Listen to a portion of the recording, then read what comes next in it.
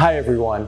As Senior Photographer and Videographer for Garden Gate magazine, I get to visit a lot of public and private gardens every year.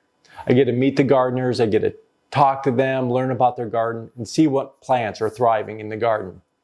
Each year, I come away with some favorites, and this year I want to share them with you. Here are 5 plants that I want to grow in my garden this year.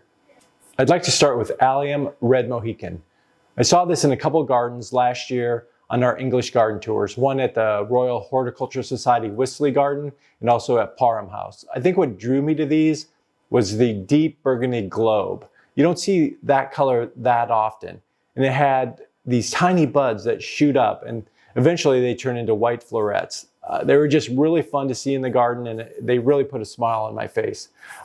They bloom in late spring to early summer. They grow to 3 feet to 4 feet tall and they'll want full sun. Now I missed my chance actually last fall to order them and get them in the ground. You'll want to plant these in the fall, so then the following year they'll come up and bloom. So I'll make sure to order them early enough this year where I can enjoy the flowers in 2024. Next I want to share with you Kinsley's Ghost Honeysuckle. I've actually seen this for a few years at our local public garden, the Greater Des Moines Botanical Garden. They have a great specimen there that's 8 or 10 feet tall. In late spring it has yellow trumpet-like flowers that are surrounded by silver bracts that are about the size of silver dollars. It's just a very unique plant. And it actually has a very interesting backstory. William Kinsley, back in 1880, propagated this at Iowa State College, which is now Iowa State University. It never became commercially available, but he actually gave these plants out to family members as gifts. In 2001, one was spotted in a garden, and it happened to be the grandson of William Kinsley. At that time, then it became introduced to the trade, and it's now available. It's a very fascinating plant.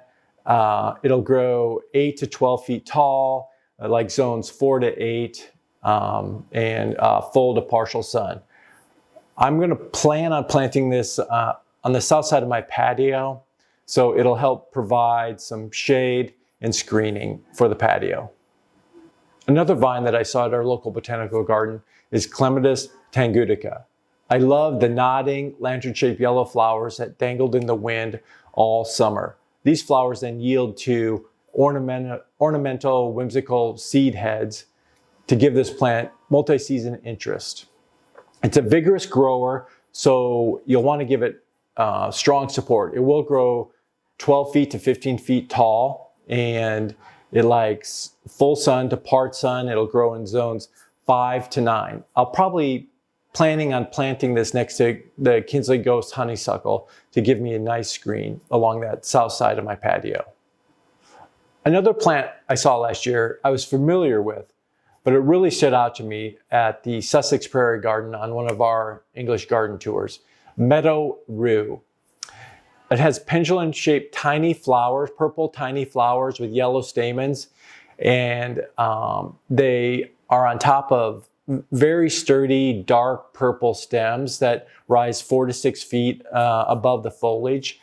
These were planted in mass at the back of the bed, so it just provided a great background to the bed. They do like dappled sun. Like I said, they'll grow 4 to 6 feet above the foliage. And it's a very delicate, airy plant, so it'll just waft in the breeze a bit.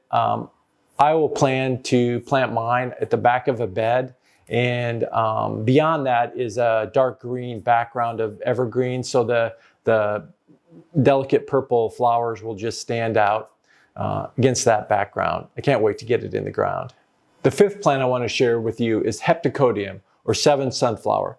Now truthfully, I do have one of these in my garden already, but we visited the Spring Meadow display garden last summer, and they had several mature specimens there. I planted mine about a couple years ago. It's about 6 feet tall right now. It resembles a small shrub. The ones that we saw at Spring Meadow were more mature specimens, and they were pruned up, more in the shape of a small tree. The details say it'll grow 10 feet tall. These seem to be much taller than that. And this plant has great multi-season interest. In the spring, the deep veined green leaves, they sort of have a twist to them. They come on. Then later, late spring, early summer, clusters of white flowers come, and then the pollinators are just all over it. And this lasts for a few weeks. And then the flowers fall, and then these bright red bracts show up. You almost think that the plant is reblooming again. First it's white, now it's red. It's just magnificent interest. And then in the winter, with the multi-trunk habit and the peeling bark, it gives great winter interest. I want to just get another one in my garden, so it'll have some repetition, and I will plan on pruning it up to create it, give it more of an upright structure. Thanks for watching. I hope you've gotten some ideas for your garden. See sources below for these plants.